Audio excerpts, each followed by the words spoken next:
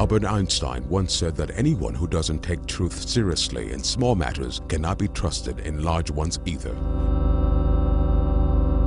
In Abuja on the 4th of July 2012, this was said. Those involved in subsidy scam amounting to about 2.6 trillion naira must never go unpunished. It was also stated that the government would never accept corruption. After a string of investigations, audits and committees were set up, until date not a single person has been tried before a court of law, even though clear evidence is available. In other cases, corrupt officials have even been pardoned.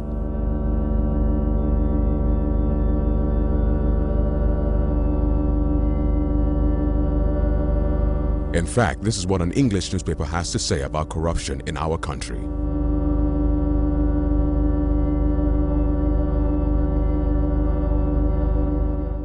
Every story appears ordinary till you see the core side of it. And what you're looking for is a story behind the news. We bring it to you from Lagos, the commercial capital of Nigeria. Giving you all sides and political stories round the clock. Every detail from the start line to the final whistle. CoreTV News, expanding your view.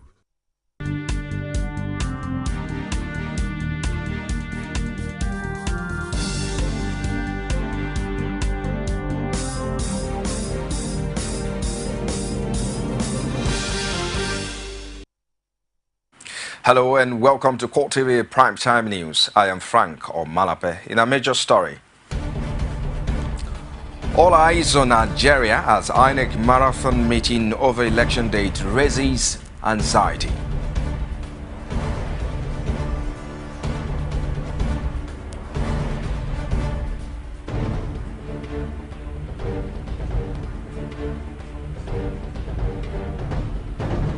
Also in this program, journalists across the world wait endlessly for briefing by INEC on election date.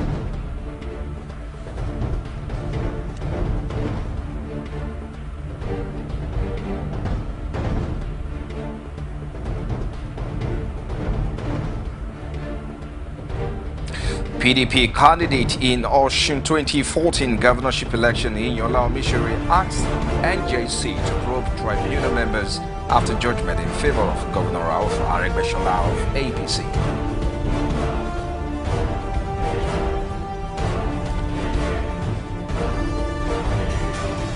Outside Nigeria, US Vice President Joe Biden launches, tells Russian President Vladimir Putin to show by his actions that he desires peace in Ukraine.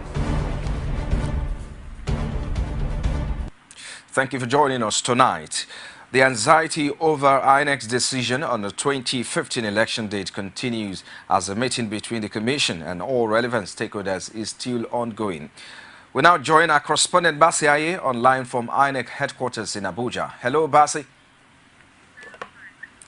Hello, just tell us now, how would you describe the atmosphere at the INEC headquarters in Abuja?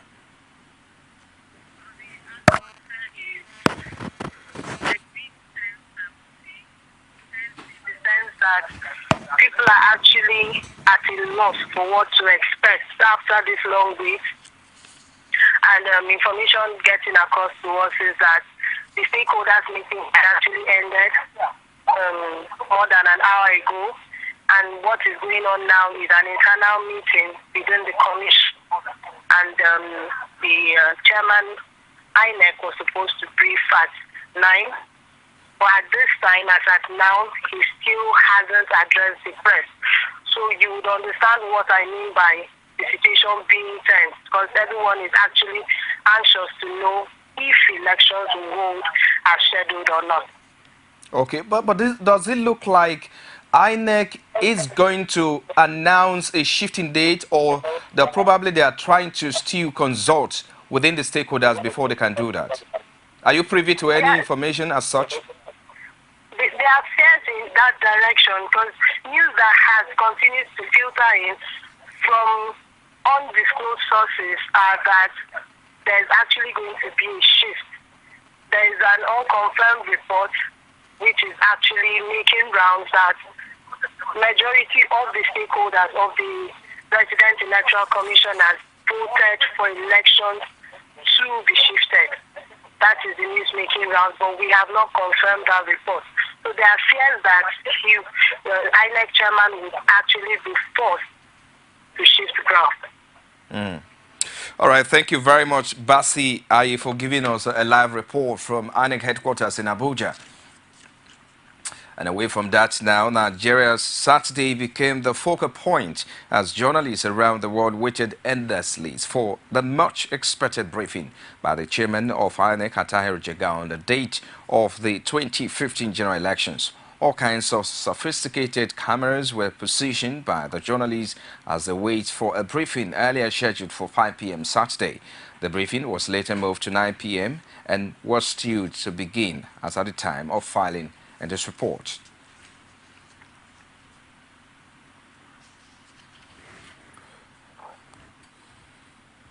And now 16 political parties asked the Independent National Electoral Commission to delay the general election by 6 weeks. About 28 political parties met with INEC Chairman Atahiru Jega on Saturday. Some of the parties that called for the postponement are United Democratic Party, the Citizen People's Party, the People's Party of Nigeria, Action Alliance, People's Democratic Congress, Labour Party, Unity Party of Nigeria, Alliance for Democracy, Democratic People's Party, the New Nigerian People's Party, and the Independent Democrat.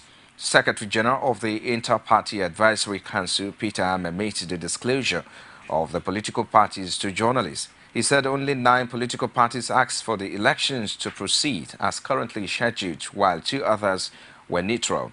He did not, however, name the political parties. National Chairman of the People's Democratic Movement, Bashir Yusuf, will lead a coalition of political parties opposed to the postponement of the elections, revealed that the All Progressive Congress maintains that the elections should take place. And now a coalition of civil society groups have accused the military authorities of arm-twisting the Independent National Electoral Commission to postpone the elections. This was after INEC Chairman Atahiru Jega told the right activists at a meeting on Saturday that military and security chiefs asked for a 6-week shift in election in the first instance. The military leaders had informed INEC that security forces require full concentration for a renewed battle against insurgency and would be unable to provide security for election personnel and materials. Nigeria Civil Society Situation Room describes the situation in a statement as an abdication of responsibility and is demanding the resignation of 4 military chiefs for their inability to carry out their constitutional duties. The coalition views it as an affront to democracy and also urge Nigerians to be vigilant and be ready to protect the process. In view of the precarious security situation in the country ahead of the forthcoming general elections, the Plateau State Resident Electoral Commissioner, Godwin Kwanga, is seeking military protection for his office, men and materials before, during and after the 2015 general elections. He made this known when he paid a courtesy visit to the Plateau State Commandant of the Nigerian Security and Civil Defense Corps. Kwanga, who had already paid similar visits to the police commissioner and STF commander in the state, said the need for adequate security for INEC staff and materials cannot be overemphasized. The reports. Godwin Kwanga, who was recently transferred from the FCT to head the Plateau INEC office, says the recent finding and pronouncement by the INEC chairman, Atahiru Jega, which included Plateau State as one of the flashpoints of electoral violence, has increasingly made the need for security unavoidable. A secure environment, they are more prepared to give out their best. If we make our own environment secure, our people will do their best and in fact give the best for this country for the election to succeed. Our mission therefore is that we solicit your cooperation in the task of securing the forthcoming election. Kwanga added, in a view of the ad hoc staff that will be used on the field to conduct elections and the sensitive materials that will be in INEC's possessions, the men of the Nigerian Civil Defense Corps will be of immense assistance in helping to secure lives and property during the period. Of course, you know, it is not just in Plateau State. Everywhere in Nigeria now, the security situation is tight. tight, not just because of the election, tight because of the situation we found ourselves in. And conducting election, like I've said, requires security. We shall be mobilizing people, some of who are not hardcore staff of INEC. We'll be using ad hoc staff.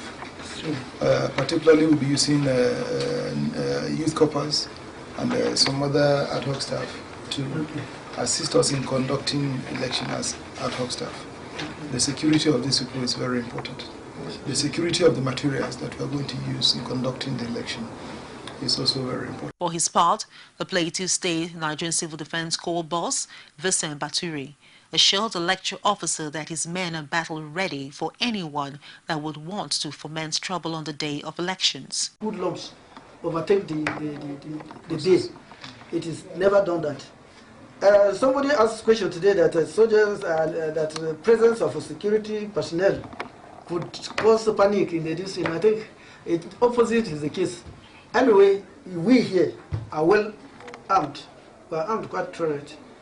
But the number of personnel that will go there, the arms cannot even cover all of them. If we, in a police unit or in a police center, we can have, let's say, 2 armed men. Police will have, let's say, 3 or 5. And then the soldiers, we told them they will control the environment so that anybody who misbehaves, there will deal with them. And if it is above us, you know, the soldier is to put finishing touches. So we will bring them, it means they are coming to quell the situation. There is, however, assurance from all relevant quarters that adequate security will be provided during the elections. The police command in Kwara State has arrested a truck conveying ammunition at Kesubosu, a border town in Baruten local government area of the state. The vehicle, with number plate Lagos XU 110 BDG, was believed to be coming from Burkina Faso and on its way to Ibadan. Police operatives of the Kesubosu Divisional Police Headquarters arrested the driver with another occupant of the vehicle. The police source told NAN on Saturday that the ammunition, which comprised several cartons of cartridges, were hidden in the truck. Commissioner of Police in the state, Salihu Garaba, confirmed the incident. The police public relations officer, Jai Akonsami, said the police were carrying out further investigation into the matter.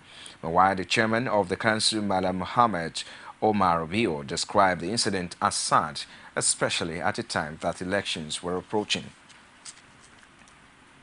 And now the battle for the collection of permanent voter cards in Lagos has continued with its attendant difficulties. Despite the public holiday declared on Friday by the Lagos government to ease collection of the voter cards, complaints dominated polling units visited by CoreTV News on Saturday. Some residents say they have visited the polling units on a number of times without success, while others who were able to see their names on the list could not collect their voter cards.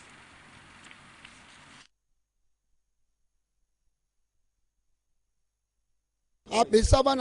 This is about not 5 years of age. I've been suffering, nothing given to me.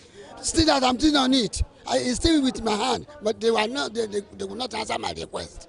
They say that it's not available. Even at Alausa, St. Peter's, they say I've been there 3 good times. It's not available. Even the lady that is handling it at Alausa gave me her number. Since I've been calling her, she keep on promising me till today. This is making 3 times here and the 3 times at Alausa. I've been coming here for over 3 days now. I've been coming here. They asked me to come back, but today I finally here. I've given them my temporary voters card. I wanted to collect my PVC. They are telling me that they have seen it, but I haven't collected it now.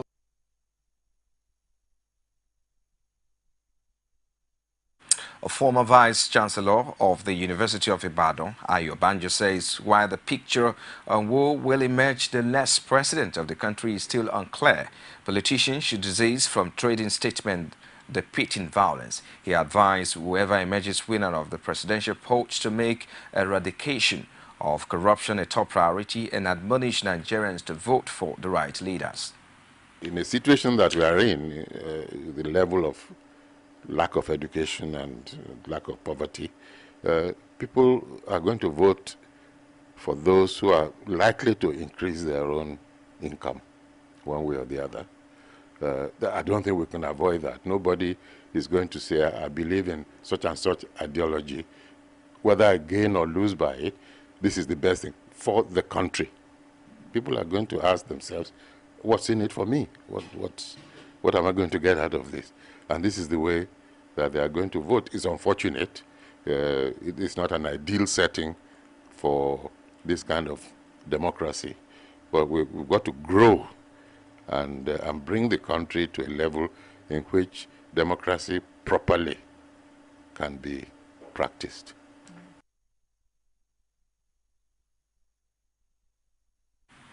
You're watching CoreTV Primetime News. After the break, find out why PDP candidate in the 2014 Osun governorship election in Yola Omishore is crying wolf after tribunal's judgment swings in favor of Governor Alpha Aregbesola after this timeout. Stay with us.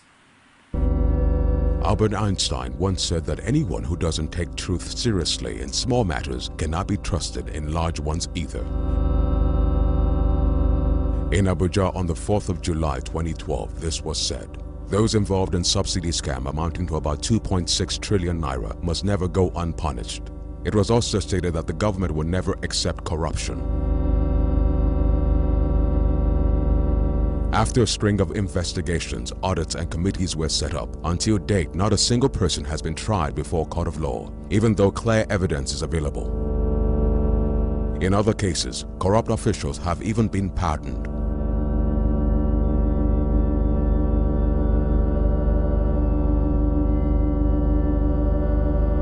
In fact, this is what an English newspaper has to say about corruption in our country.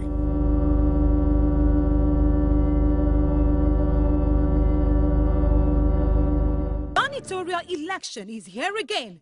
The Nigerian Institute of Public Relations, NIPR, Lagos State Chapter presents Lagos Decides 2015. This is a platform designed to give equal opportunity to all the candidates vying for the post of governor in Lagos State. All candidates are hereby invited to present their respective manifestos to its select audience comprising of PR practitioners, media, and other prominent professionals. Lagos Decides 2015 comes up on Wednesday, 11 February 2015. Time, 11 a.m. Venue, LCCI Event Center, CBD, Alausa Ikeja. Admission is strictly by invitation. For sponsorship details and advert placement, call Joe on 0802 3924 913 or Jola on 0802 366 3429. Proudly supported by MITV, Star FM 101.5, Galaxy Television, CoreTV, Cool TV, Wazobia TV, Nigeria Info, and Frontiers Consulting. The debate will be broadcast and streamed live. NIPR, deepening democratic values. You're still watching CoreTV Primetime News. If you just joined us, here is a quick reminder of our top stories. All eyes on Nigeria as INEC marathon meeting over election date raises anxiety.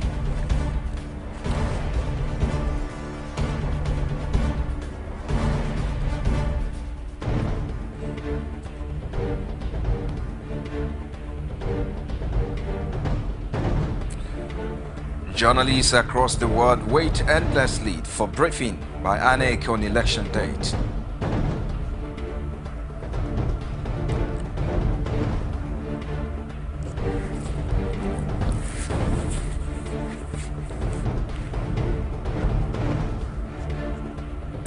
And PDP candidate in Osun 2014 governorship election in Yola Omishore asks NJC to probe tribunal members after judgment in favor of Governor Alpha Aregbesola of the APC.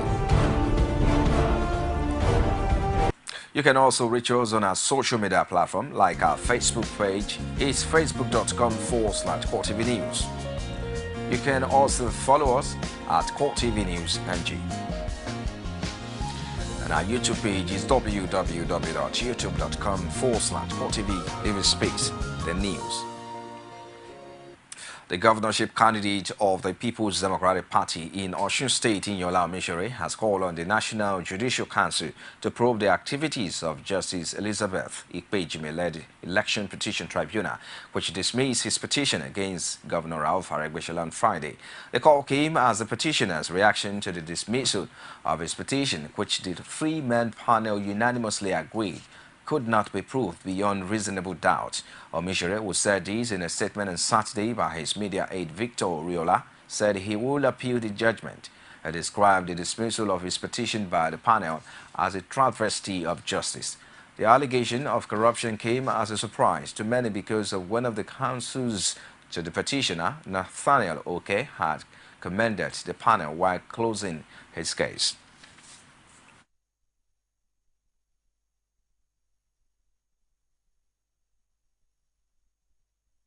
Former Central Bank Governor Lamido Sanusi has been formally crowned as the 14th Emir of Kano. The coronation of Sanusi, who is now known as Muhammad Sanusi II, was witnessed by dignitaries including two former head of state, Yakubu Gowon and Muhammadu Buhari. He was also presented with staff of office by kingmakers of the Kano Emirate. Speaking at the event, Governor Rabi Okwankwaso described the Emir as an epitome of humility and honesty. Preserve and consolidate our cultural heritage that has been in existence since 99 AD.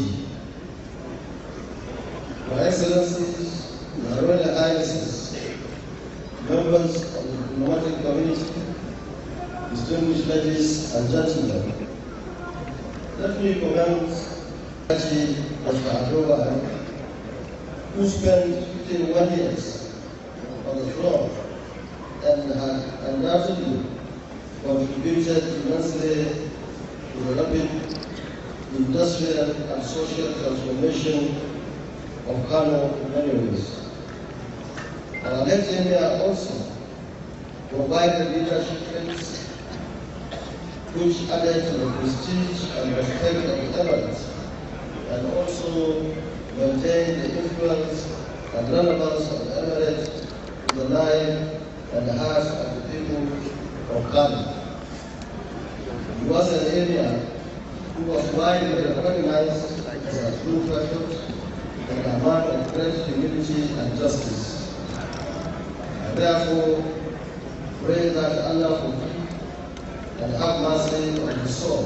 And may Allah grant him the life of those as his blessed final award for the services rendered to the people. Former staff of the Nigerian paper mill, Jeba, in Kwara State have staged a protest against what they tag non-payment of their full entitlements by the Bureau of Public Service in the last 13 years. The protesters lament their total neglect in this report by Rashid. The dream of every worker is to retire to a well-deserved rest with all the necessary financial benefits. The reverse seems to be the case at the Nigerian paper mill industry in Jeba, Kwara State. The mostly aged protesters carried placards with various inscriptions complaining of being shortchanged in the payment of their entitlements. What we are suffering, we are there in every day. We are there, our children cannot go to school.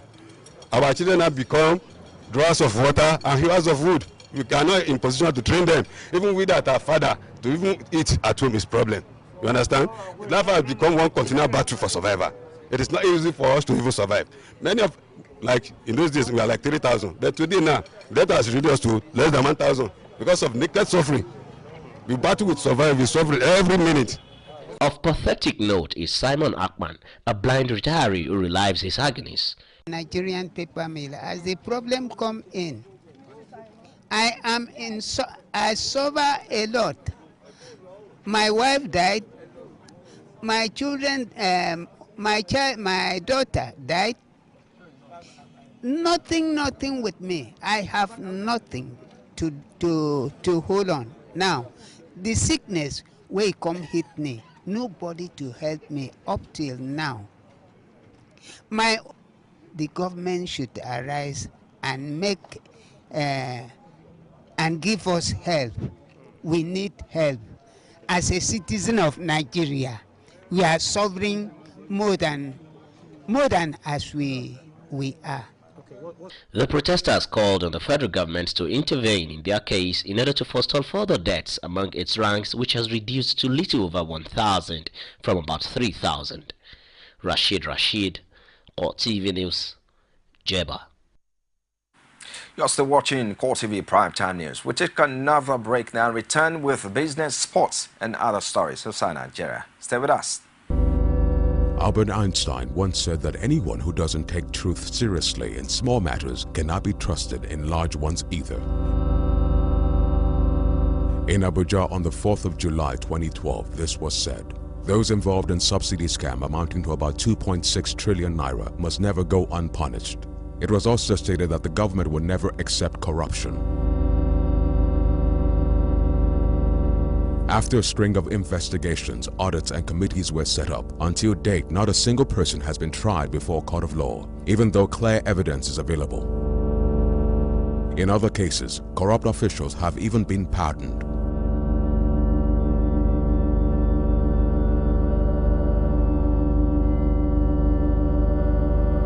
In fact, this is what an English newspaper has to say about corruption in our country.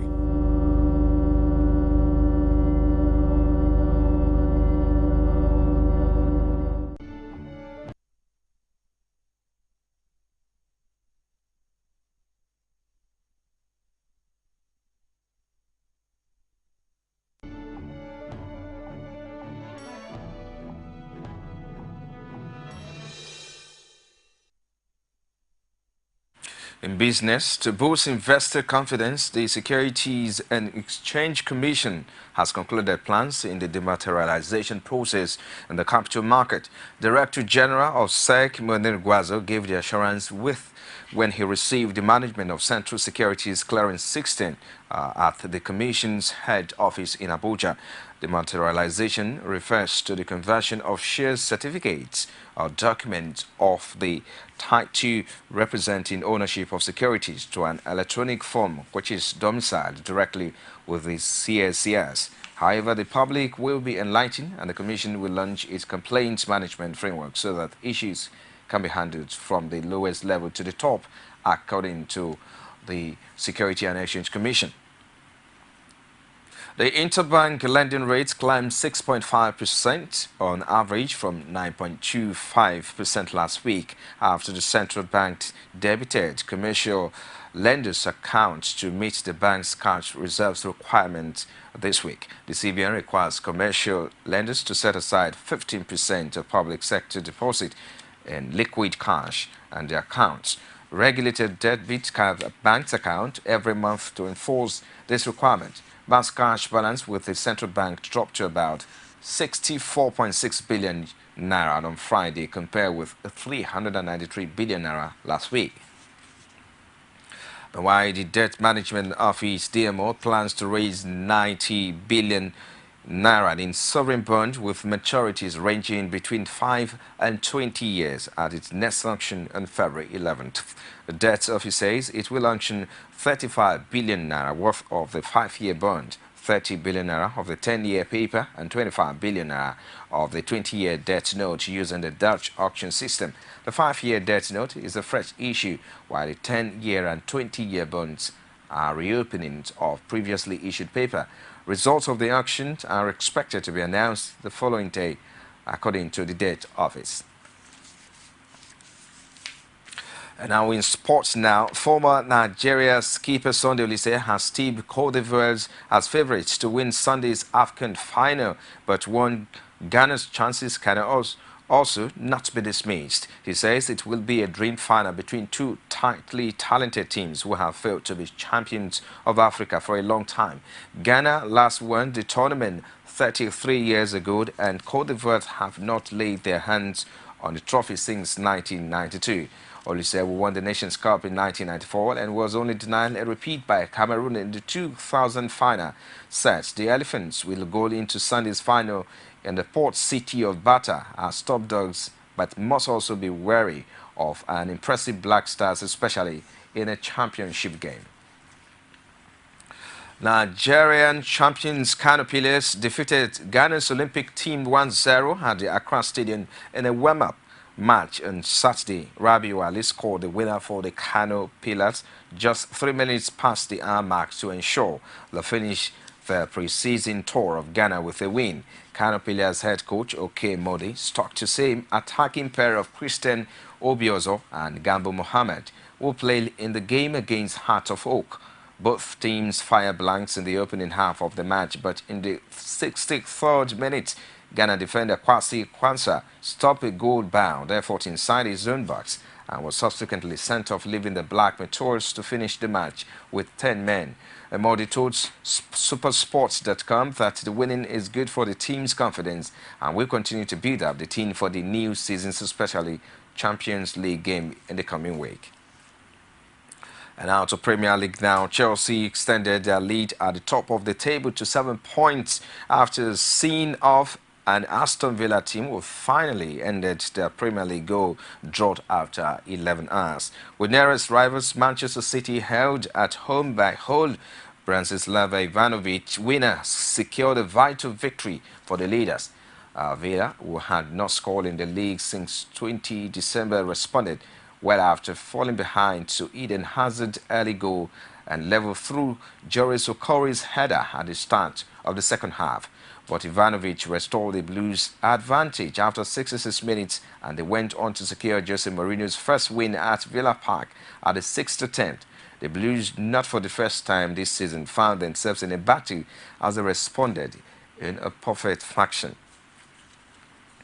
And outside Nigeria now, U.S. Vice President Joe Biden launched a passionate plea to Russian President Vladimir Putin to show by his actions that he desires peace in Ukraine.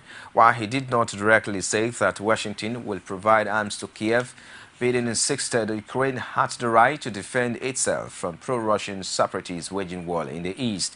He says the U.S. will continue to provide Ukraine with security assistance, not to encourage war, allow Ukraine to defend itself. We must judge the existing agreement next and any future agreement with Russia by the actions Russia takes on the ground, not by the paper they sign.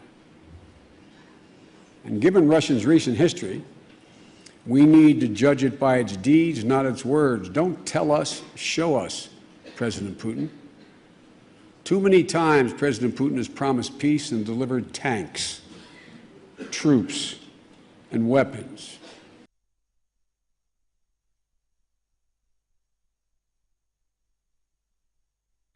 In 289 words, the Russian Foreign Minister Sergei Lavrov voiced optimism that a plan being worked on by Moscow, Berlin, and Paris could bring a possible end to the Ukraine conflict.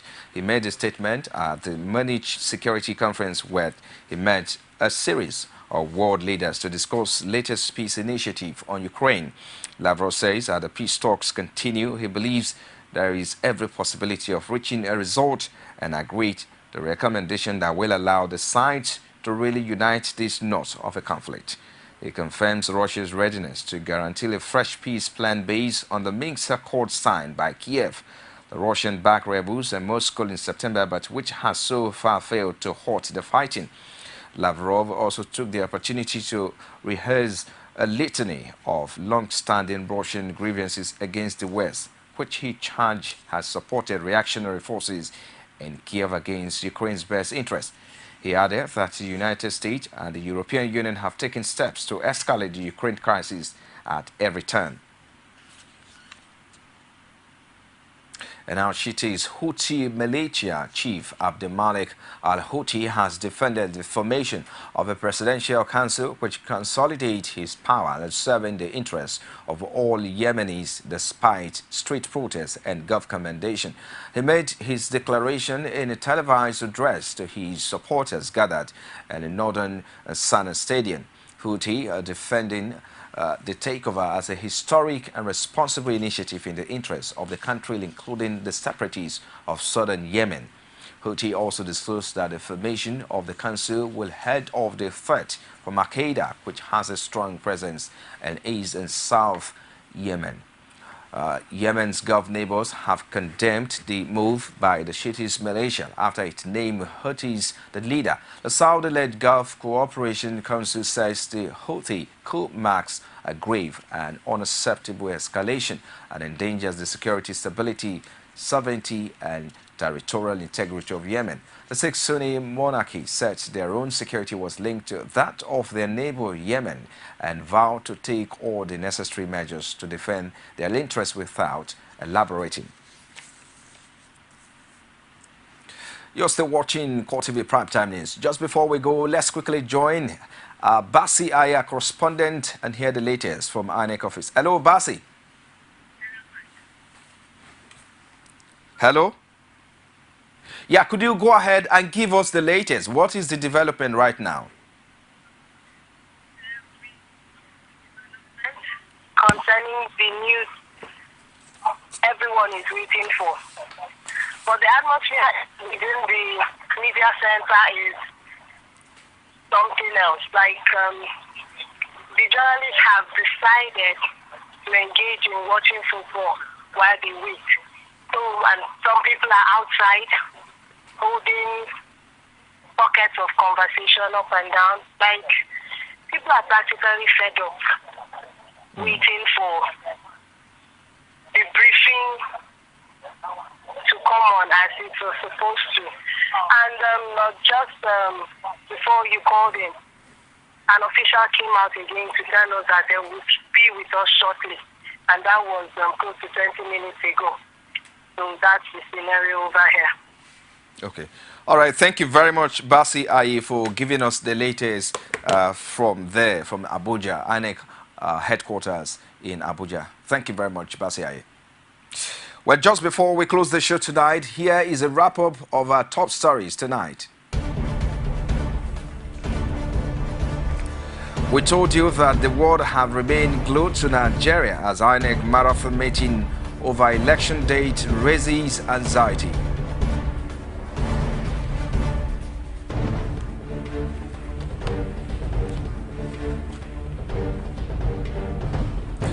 We also reported that journalists across the world are still waiting endlessly for briefing by INEC on the election date.